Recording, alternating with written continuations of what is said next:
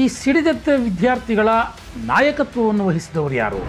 ಹೀಗೆ ರೊಚ್ಚಿಗೇಳೋದಕ್ಕೆ opposition party leaders ಯಾರಾದರೂ ಪ್ರಚೋದನೆ ಕೊಟ್ಟಿದ್ರಾ? ನಾಯಕತ್ವವಿಲ್ಲದ ಹೋರಾಟ ಈ ರೀತಿ ದಾರಿ ತಪ್ಪುತ್ತಾ? ಹಾಗಾದರೆ ಈ ಪ್ರತಿರೋಧಗಳು ಪ್ರಜೆಗಳಿಗಾಗಿ ಪ್ರಜೆಗಳಿಂದಲೇ ಹುಟ್ಟಿಕೊಂಡಂತಹ ಪ್ರಜೆಗಳ ಹೋರಾಟ ಅಲ್ಲ. ನಮ್ಮ ಕರ್ನಾಟಕದಲ್ಲಿ ಉಪೇಂದ್ರ ಹೇಳಿದ್ರಲ್ಲ ಒಂದು ಮಾತು, ಪ್ರಜಾಕೀಯ ಅಂತ. ಅದು ಇದೇ ಥರನಾ? ಉಪೇಂದ್ರ ಅವರ ಪ್ರಜಾಕೀಯಕ್ಕೂ ಈಗಿನ ಪ್ರಜಾಕ್ರಾಂತಿಗೂ ವ್ಯತ್ಯಾಸ ಏನು? ನಮ್ಮ ಪ್ರಜಾಕೀಯದಲ್ಲಿ ನಾಯಕ ಅನ್ನುವಂಥ ಕಲ್ಪನೆಯೇ ಇಲ್ಲ. ಪ್ರಜಾಕೀಯ ಅನ್ನುವಂಥದ್ದೇ ಹಾಗಾದರೆ ಕೇವಲ ಭ್ರಮೆ ಅಂತ ಅನಿಸ್ಬಿಡುತ್ತಾ? ಹಾಗಾದರೆ ಸ್ನೇಹಿತರೆ ನಮಸ್ಕಾರ, ಹೊಸದಿಗಂತ ಡಿಜಿಟಲ್ ಚಾನಲ್ಗೆ ಸ್ವಾಗತ. ನೇಪಾಳದಲ್ಲಿ ಕಳೆದ 2-3 ದಿನಗಳಲ್ಲಿ ಏನಾಗ್ತಾ ಇದೆ ಅನ್ನೋದನ್ನು ನಾವೆಲ್ಲರೂ ನೋಡ್ತಾ ಬಂದಿದ್ದೇವೆ. ಒಂದು ರೀತಿಯಲ್ಲಿ ಜನಕ್ರಾಂತಿ. ಯುವ ಸಮೂಹ ಸರ್ಕಾರದ ವಿರುದ್ಧ ಸಿಡಿದೆದ್ದರೆ ಏನಾಗುತ್ತೆ ಅನ್ನೋದಕ್ಕೆ ನೇಪಾಳ ಉದಾಹರಣೆ. ಈ ಸಿಡಿದೆದ್ದ ವಿದ್ಯಾರ್ಥಿಗಳ ನಾಯಕತ್ವವನ್ನು ವಹಿಸಿದವರು ಯಾರು? ಈ ಒಂದು ಪ್ರಶ್ನೆ ನನ್ನ ಕುತೂಹಲವನ್ನು ಜಾಸ್ತಿ ಮಾಡ್ತು. ನಾಯಕತ್ವವೇ ಇಲ್ಲದಂತಹ ಹೋರಾಟ ಅಂತಂದರೆ ಅದು ನೇಪಾಳ ಹೋರಾಟ. ಯಾವ ನಾಯಕರು ವಿದ್ಯಾರ್ಥಿಗಳನ್ನು ನೀವು ಬೀದಿಗಿಳಿರಿ ಅನ್ನುವಂಥ ಕರೆಯನ್ನು ಕೊಡಲಿಲ್ಲ. ಯಾವ ನಾಯಕರು ನೀವು ಪಾರ್ಲಿಮೆಂಟ್ಗೆ ನುಗ್ಗಿ ಅಂತ ಪ್ರಚೋದನೆ ಕೊಡಲಿಲ್ಲ. ಯಾವ ನಾಯಕರು ನೀವು ಪ್ರಧಾನಿ ವಿರುದ್ಧ ಹೋರಾಡಿ ಅಂತ ಕರೆ ಕೊಡಲಿಲ್ಲ. ಆದರೂ ವಿದ್ಯಾರ್ಥಿಗಳು ಬೀದಿಗಿಳಿದ್ರು, ಹೋರಾಟ ಮಾಡಿದ್ರು. ಆ ಹೋರಾಟ ಯಾವ ಮಟ್ಟದ ಹಿಂಸಾತ್ಮಕ ರೂಪವನ್ನು ತಾಳ್ತು ಅನ್ನೋದನ್ನು ನಾವು ನೀವೆಲ್ಲ ನೋಡಿದ್ದೇವೆ. ಅಲ್ಲಿನ ಆಡಳಿತಾರೂಢ ಸಮ್ಮಿಶ್ರ ಸರ್ಕಾರ ಇದೆಯಲ್ಲ, ನೇಪಾಳಿ ಕಾಂಗ್ರೆಸ್ ಮತ್ತು Communist Party of Nepal, Unified Marxist Leninist ಅಂತ, ಸೆಂಟ್ರಿಸ್ಟ್ ಕಾಂಗ್ರೆಸ್ ಪಕ್ಷ ಮತ್ತು ಲೆಫ್ಟಿಸ್ಟ್ ಕಮ್ಯುನಿಸ್ಟ್ ಪಕ್ಷ, ಇವೆರಡೂ ಸೇರಿ ಅಲ್ಲಿ ಸರ್ಕಾರ ರಚಿಸಿದ್ದು. ಆ ನಾಯಕರುಗಳ ವಿರುದ್ಧ ವಿದ್ಯಾರ್ಥಿಗಳು ರೊಚ್ಚಿಗೆದ್ರು. ಹೀಗೆ ರೊಚ್ಚಿಗೇಳೋದಕ್ಕೆ ಅಪೋಸಿಷನ್ ಪಾರ್ಟಿ ಲೀಡರ್ಸ್ ಯಾರಾದರೂ ಪ್ರಚೋದನೆ ಕೊಟ್ಟಿದ್ರಾ? ಸೊ ಅಲ್ಲಿನ ಅಪೋಸಿಷನ್ ಪಾರ್ಟಿಗಳು ಯಾವ್ಯಾವು? Communist Party of Nepal Maoist, Communist Party of Nepal Socialist, Rashtriya Swatantra party, ರಾಷ್ಟ್ರೀಯ ಪ್ರಜಾತಂತ್ರ ಪಾರ್ಟಿ, ಇವೆಲ್ಲ ಅಲ್ಲಿನ ಪ್ರತಿಪಕ್ಷಗಳು. ಆ ಪಕ್ಷಗಳ ಯಾವ ನಾಯಕರು ಸಹ ಹೋರಾಟಕ್ಕೆ ಇಳೀರಿ ಅಂತ ವಿದ್ಯಾರ್ಥಿಗಳಿಗೆ ಕರೆ ಕೊಟ್ಟಿರಲಿಲ್ಲ. ಒಂದು ರೀತಿಯಲ್ಲಿ ಇದು ನಾಯಕತ್ವವೇ ಇಲ್ಲದಂತಹ ಹೋರಾಟ. ನಾಯಕರೇ ಇಲ್ಲದೆ ಕೇವಲ ಪ್ರಜೆಗಳೇ ನಡೆಸಿದಂತಹ ಹೋರಾಟ. ಸೊ ಪ್ರಧಾನಿ ಓಲಿ, KP ಶರ್ಮಾ ಓಲಿ ಸ್ವತಃ ದೇಶದಿಂದ ಪರಾರಿಯಾಗಬೇಕಾಗಿ ಬಂತು. ಮಾಜಿ ಪ್ರಧಾನಿಯ ಪತ್ನಿಯನ್ನು ಸಜೀವವಾಗಿ ಕೊಂದುಬಿಟ್ರು, ದಹನ ಮಾಡಿ. ಹಣಕಾಸು ಸಚಿವರನ್ನು ಕಠ್ಮಂಡುವಿನ ಬೀದಿಯಲ್ಲಿ ಅಟ್ಟಾಡಿಸಿಕೊಂಡು ಹೊಡೆದರು. ಪಾರ್ಲಿಮೆಂಟ್ ಭವನಕ್ಕೆ ನುಗ್ಗಿದ್ರು, ಬೆಂಕಿ ಹಾಕಿದ್ರು. ರಾಜಕಾರಣಿಗಳ ಮನೆಗೆ ನುಗ್ಗಿದ್ರು, ಲೂಟಿ ಮಾಡಿದ್ರು. ನಾಯಕತ್ವವಿಲ್ಲದ ಹೋರಾಟ ಈ ರೀತಿ ದಾರಿ ತಪ್ಪುತ್ತಾ ಹಾಗಾದರೆ ಅನ್ನುವಂಥ ಪ್ರಶ್ನೆ ನನ್ನನ್ನು ಕಾಡೋದಕ್ಕೆ ಶುರುವಾಯಿತು. ಇದು ನಿಜಕ್ಕೂ ದಾರಿ ತಪ್ಪಿದ್ದೋ ಅಥವಾ ಸರಿಯಾದ ದಿಕ್ಕಿನಲ್ಲೇ ಹೋಗ್ತಾ ಇದೆಯೋ ಅನ್ನುವಂಥದ್ದು ಆ ದೇಶದ ಜನಗಳಿಗೆ ಬಿಟ್ಟಿದ್ದು. ಹೊರಗಿನಿಂದ ನೋಡುವಾಗ ನಮಗೆ ಅನಿಸೋದು ಹೋರಾಟದ ಉದ್ದೇಶವೇನೋ ಸರಿ, ಆದರೆ ಹೋರಾಟಕ್ಕೆ ಅನುಸರಿಸಿದ ಮಾರ್ಗ ಸರಿ ಇಲ್ಲ ಅನ್ನುವಂಥದ್ದು. ಎರಡನೇ ಒಂದು ಉದಾಹರಣೆ, ಫ್ರಾನ್ಸ್ನಲ್ಲೂ ಈಗ ಇದೇ ರೀತಿಯ ಹೋರಾಟ ಶುರುವಾಗಿದೆ.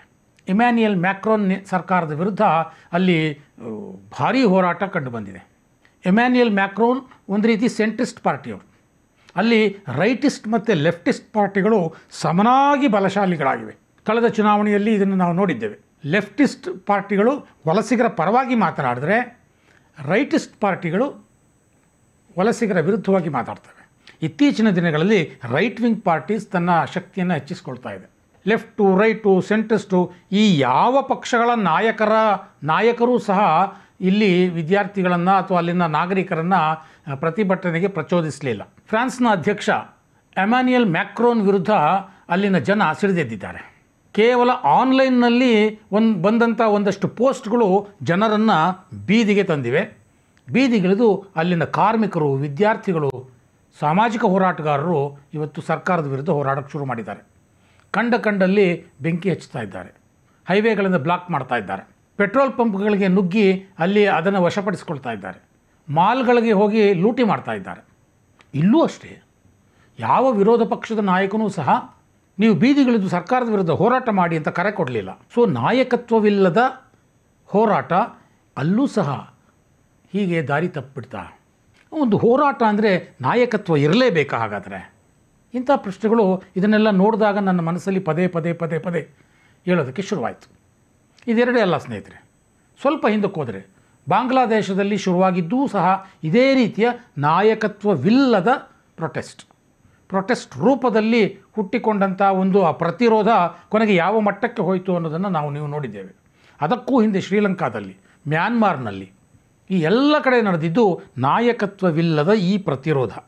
ಸೊ ಆ ಲೆಕ್ಕಕ್ಕೆ ಹೋದರೆ ಈ ಪ್ರತಿರೋಧಗಳು ಪ್ರಜೆಗಳಿಗಾಗಿ ಪ್ರಜೆಗಳಿಂದಲೇ ಹುಟ್ಟಿಕೊಂಡಂತಹ ಪ್ರಜೆಗಳ ಹೋರಾಟ ಅಲ್ವಾ. ಅಂದರೆ ಪ್ರಜಾಕ್ರಾಂತಿ. ಈ ಥರ ನಾವು ಮಾತಾಡುವಾಗ ನಮ್ಮ ಸ್ನೇಹಿತರೊಬ್ಬರು ಒಂದು ವಿಚಾರನ ಜ್ಞಾಪಿಸಿದ್ರು. ಅಲ್ಲ, ನಮ್ಮ ಕರ್ನಾಟಕದಲ್ಲಿ ಉಪೇಂದ್ರ ಹೇಳಿದ್ರಲ್ಲ ಒಂದು ಮಾತು, ಪ್ರಜಾಕೀಯ ಅಂತ, ಅದು ಇದೇ ಥರನಾ ಅನ್ನುವಂಥ ಪ್ರಶ್ನೆಯನ್ನು ಅವರು ಎತ್ತಿದ್ರು. ಆಗ ನನಗೆ ತಕ್ಷಣ ಉಪೇಂದ್ರ ಅವರ ಪ್ರಜಾಕೀಯಕ್ಕೂ ಈಗಿನ ಪ್ರಜಾಕ್ರಾಂತಿಗೂ ವ್ಯತ್ಯಾಸ ಏನು ಅನ್ನುವಂಥ ಯೋಚನೆ ಶುರುವಾಯಿತು. ಉಪೇಂದ್ರ ತಮ್ಮ ಪ್ರಜಾಕೀಯ ಕಲ್ಪನೆಯಲ್ಲಿ ಹೇಳೋದೇನು ಅಂತಂದರೆ, ನಾಯಕ ಅನ್ನೋದೇ ಇರಬಾರ್ದು, ರಾಜ ಅನ್ನೋದೇ ಇರಬಾರ್ದು, ಅವೆಲ್ಲವೂ ಪ್ರಜಾ ಅಂತ ಇರಬೇಕು. ಹಾಗಾಗಿ ನನ್ನದು ರಾಜಕೀಯ ಅಲ್ಲ, ಪ್ರಜಾಕೀಯ. ನಾಯಕ ಅನ್ನೋ ಕಲ್ಪನೆನೇ ಹೋಗ್ಬೇಕು, ನಾಯಕ ಇಲ್ದಿರೋ ಸಮಾಜ ಕ್ರಿಯೇಟ್ ಆಗ್ಬೇಕನ್ನೋದೇ ನಾಯಕ ಅನ್ನೋ ಕಲ್ಪನೆನೇ ಹೋಗ್ಬೇಕು, ನಾಯಕ ಇಲ್ದಿರೋ ಸಮಾಜ ಕ್ರಿಯೇಟ್ ಆಗ್ಬೇಕನ್ನೋದೇ ಇಲ್ಲಿ ಅದೇ ಆಗ್ತಾ ಇದೆ. ನಾವು ನಾಯಕನಿಗೋಸ್ಕರ, ನಾಯಕನ ಬೆಂಬಲಿಗರಾಗಿ ನಾವು ಕೆಲಸ ಮಾಡಬಾರ್ದು, ನಾವೇ ನಾಯಕರಾಗಬೇಕು. ನೇಪಾಳದಲ್ಲೂ ಅದೇ ಆಗ್ತಾ ಇದೆ, ಫ್ರಾನ್ಸ್ನಲ್ಲೂ ಅದೇ ಆಗ್ತಾ ಇದೆ. ಹಾಗಾದರೆ ಉಪೇಂದ್ರ ಹೇಳಿದ ಪ್ರಜಾಕೀಯ ಇದೇನಾ? ಹಾಗಾದರೆ ಒಂದು ಮಾತಂತೂ ಸ್ಪಷ್ಟ, ಉಪೇಂದ್ರ ತಮ್ಮ ಪ್ರಜಾಕೀಯ ಪರಿಕಲ್ಪನೆಯನ್ನು ಜನರ ಮುಂದಿಟ್ಟಾಗ ಒಂದು ಸ್ಪಷ್ಟವಾಗಿದ್ದು ಎಲ್ರಿಗೂ ಏನು ಅಂತಂದರೆ, ಇಂಥ ಹಿಂಸಾತ್ಮಕ ಹೋರಾಟಗಳಿಗೆ ಯಾವತ್ತೂ ಸಹ ಉಪೇಂದ್ರರ ಬೆಂಬಲ ಇರೋದಿಲ್ಲ, ಅಥವಾ ಅವರ ಪ್ರಜಾಕೀಯ ಚಿಂತನೆಯ ಬೆಂಬಲ ಇರೋದಿಲ್ಲ ಅನ್ನುವಂಥದ್ದು. ಪ್ರಜಾಕೀಯದ ಬಗ್ಗೆ ಮಾತನಾಡುವಾಗ ಉಪೇಂದ್ರ ಒಂದು ಮಾತು ಹೇಳ್ತಾರೆ, ಏನು, ನಾವು ಆಯ್ಕೆ ಮಾಡಿದ ನಾಯಕನನ್ನು ನಾವೇ ಕಿತ್ತೆಸೆಯುವ ಅಧಿಕಾರ ನಮಗೆ ಬರಬೇಕು. ಇಲ್ಲೂ ಅದೇ ಆಗಿದೆ. ಅವರೇ ಆಯ್ಕೆ ಮಾಡಿದಂತಹ ನಾಯಕರನ್ನು ಅವರೇ ಕಿತ್ತೆಸೆದಿದ್ದಾರೆ.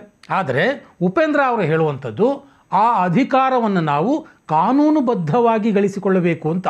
ಈ ರೀತಿ ಹಿಂಸಾತ್ಮಕ ರೂಪವನ್ನು ಪಡೆದು ಗಳಿಸ್ಕೊಳ್ಬೇಕು ಅಂತ ಅಲ್ಲ. ಸರ್, ಜನ ಗೆಲ್ಬೇಕು. ನನಗೆ ನಾಯಕರು ಗೆದ್ದು ಸಾಕಾಗೋಗ್ಬಿಟ್ಟಿದೆ. ಇಲ್ಲಿ ಅವ್ರು ಗೆಲ್ತಾನೆ ಇದ್ದಾರೆ. ಜನ ಯಾವಾಗ ಸರ್ ಗೆಲ್ಲೋದು? ಮತದಾರರು ಗೆಲ್ಬೇಕು. ಇಲ್ಲಿ ಅವ್ರು ನೀನು ಹೋಗಯ್ಯ ಅನ್ಬೇಕು, ನೀನು ಸರಿ ಇಲ್ಲ ಅಂದ್ರೆ ಕೆಳಗಿಳಿಯ ಅನ್ಬೇಕು, ರೈಟ್ ಟು ರಿಜೆಕ್ಟ್ ಬರಬೇಕು ಅಲ್ವಾ, ರೈಟ್ ಟು ರೀಕಾಲ್ ಬರಬೇಕು, ಕಾನ್ಸ್ಟಿಟ್ಯೂಷನ್ ಬದಲಾವಣೆಗಳಾಗಬೇಕು. ಅದಾಗಬೇಕು ಅಂದ್ರೆ SOP ಇರಬೇಕು ಪ್ರತಿನಿಧಿಗೆ. ಆ ರೀತಿ ಕಾನೂನುಬದ್ಧವಾಗಿ ಗಳಿಸ್ಕೊಳ್ಬೇಕು ಅಂದರೆ ಏನು? ಎಲ್ಲ ಪ್ರಜೆಗಳು ಒಂದೇ ರೀತಿ ಯೋಚನೆ ಮಾಡೋದಕ್ಕೆ ಶುರುವಾದಾಗ ಮಾತ್ರ ಆ ರೀತಿಯ ಒಂದು ಕಾನೂನಿನ ಬದಲಾವಣೆ ಸಾಧ್ಯ ಆಗುತ್ತೆ. ಆದರೆ ಅಂಥ ಒಂದು ಪರಿಸ್ಥಿತಿ ನಿರ್ಮಾಣ ಆಗೋದು ಯಾವಾಗ? ಇದಕ್ಕೆ ನಿಜಕ್ಕೂ ಸಾಧ್ಯ ಇದೆಯಾ? ಹಾಗಾದರೆ ಪ್ರಜಾಕೀಯ ಅನ್ನುವಂಥದ್ದು ಕೇವಲ ಹಗಲುಗನಸಾಗಿ ಉಳಿದು ಬಿಡುತ್ತಾ? ಇನ್ನೊಂದು ಮಾತನ್ನು ಅವರು ಹೇಳ್ತಾರೆ, ನಮ್ಮ ಪ್ರಜಾಕೀಯದಲ್ಲಿ ನಾಯಕ ಅನ್ನುವಂಥ ಕಲ್ಪನೆಯೇ ಇಲ್ಲ. ನಾಯಕ ಇಲ್ಲದಿದ್ರೆ ಏನಾಗುತ್ತೆ ಅನ್ನೋದನ್ನು ನಾವು ನೋಡ್ತಾ ಇದ್ದೀವಲ್ಲ. ಅಂದರೆ ಪ್ರಜಾಕೀಯ ಅನ್ನುವಂಥದ್ದೇ ಹಾಗಾದರೆ ಕೇವಲ ಭ್ರಮೆ ಅಂತ ಅನಿಸ್ಬಿಡುತ್ತಾ? ಹಾಗಾದರೆ ನಾವು ಕೇಳಿದ ಪ್ರತಿಯೊಂದು ಪ್ರಶ್ನೆಗಳಿಗೂ ಉಪೇಂದ್ರ ತಮ್ಮದೇ ಆದ ರೀತಿಯಲ್ಲಿ ಉತ್ತರ ಕೊಡ್ತಾರೆ. ಹಾಗಾಗಿ ಅವರಲ್ಲಿ ಈ ಬಗ್ಗೆ ಸ್ಪಷ್ಟತೆ ಇದೆ. ಈ ವಿಚಾರವನ್ನು ಅವ್ರ ಜೊತೆಯೇ ನೇರವಾಗಿ ಮಾತಾಡಬೇಕು ಅಂತ ನಾನು ಸಹ ಉಪೇಂದ್ರ ಅವರನ್ನು ಸಂಪರ್ಕ ಮಾಡೋದಕ್ಕೆ ಪ್ರಯತ್ನ ಪಟ್ಟೆ. ಅವರು ನನ್ನ ಸಂಪರ್ಕಕ್ಕೆ ಸಿಗಲಿಲ್ಲ. ಒಂದು ಮೆಸೇಜನ್ನು ಹಾಕಿದೆ, ನಿಮ್ಮ ಜೊತೆ ನಿಮ್ಮ ಅನಿಸಿಕೆ ಏನು ಅನ್ನೋದನ್ನು ಈ ಬಗ್ಗೆ ತಿಳ್ಕೋಬೇಕು ನಾನು ಅಂತ. ಪಾಪ ಅವ್ರಿಗೂ ಚಿತ್ರೀಕರಣದಲ್ಲಿ ಬ್ಯುಸಿ ಇರ್ತಾರೆ. ಓಕೆ, ತೊಂದರೆ ಇಲ್ಲ. ಆದರೆ ಪ್ರಜಾಕೀಯ ಮತ್ತು ರಾಜಕೀಯದ ನಡುವಿನ ವ್ಯತ್ಯಾಸ ಎಕ್ಸ್ಟ್ರೀಮ್ಗೆ ಹೋದರೆ ಏನಾಗುತ್ತೆ ಅನ್ನೋದು ನೇಪಾಳ ಮತ್ತು ಫ್ರಾನ್ಸ್ನ ಉದಾಹರಣೆಗಳಿಂದ ನಾವು ತಿಳ್ಕೊಬೋದು ಸ್ನೇಹಿತರೆ. ಯಾಕೆ ನೇಪಾಳ, ಫ್ರಾನ್ಸ್, ಬಾಂಗ್ಲಾದೇಶ್, ಶ್ರೀಲಂಕಾದಲ್ಲಿ ಆದ ಘಟನೆಗಳು ಭಾರತದಲ್ಲಿ ಆಗಲಿಲ್ಲ ಅಥವಾ ಆಗೋದಕ್ಕೆ ಸಾಧ್ಯ ಇಲ್ಲ ಅಂತಂದರೆ, ಎಲ್ಲರೂ ವಿಮರ್ಶೆ ಮಾಡಿರೋ ಹಾಗೆ ಭಾರತದ ನಾಯಕತ್ವ. ಸೊ ಇಲ್ಲಿನ ನಾಯಕತ್ವ ಗಟ್ಟಿಯಾಗಿದೆ. ಇಲ್ಲಿನ ನಾಯಕತ್ವ ಜನರ ನಾಡಿ ಮಿಡಿತಕ್ಕೆ ಸ್ಪಂದಿಸ್ತಾ ಇದೆ. ಹಾಗಾಗಿ ಉಪೇಂದ್ರ ಅವರು ಹೇಳುವಂಥ ಪ್ರಜಾಕೀಯ ಅನ್ನುವಂಥದ್ದು ಭಾರತದಲ್ಲಿ ಕಾರ್ಯರೂಪಕ್ಕೆ ಬರೋದಕ್ಕೆ ಸಾಧ್ಯನಾ ಅನ್ನುವಂಥದ್ದು ಒಂದು ದೊಡ್ಡ ಪ್ರಶ್ನೆಯಾಗಿ ಉಳಿಯುತ್ತೆ. ಇದೆಲ್ಲ ನೋಡುವಾಗ ನನಗೆ ಮಹಾಭಾರತದ ಒಂದು ಸಾಲು ಜ್ಞಾಪಕಕ್ಕೆ ಬರುತ್ತೆ ಸ್ನೇಹಿತರೆ. ನ ರಾಜ ನಚ ರಾಜಾಸೀತ್ ನದಂಡ್ಯೋ ನಚ ದಾಂಡಿಕಾಹ ಧರ್ಮೇಣೈವ ಪ್ರಜಾ ಸರ್ವೇ ರಕ್ಷಂತಿ ಸ್ಮ ಪರಸ್ಪರಂ ಅಂತ ಭೀಷ್ಮ ಯುಧಿಷ್ಠಿರನಿಗೆ ಹೇಳುವ ಮಾತಿದು.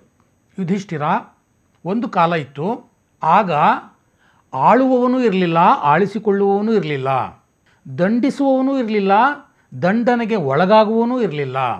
ಪ್ರತಿಯೊಬ್ಬ ಪ್ರಜೆಯು ಧರ್ಮದಿಂದ, ಸದ್ಭಾವನೆಯಿಂದ ಪರಸ್ಪರ ರಕ್ಷಣೆ ಮಾಡಿಕೊಂಡು ಜೀವನ ಸಾಗಿಸ್ತಾ ಇದ್ದರು.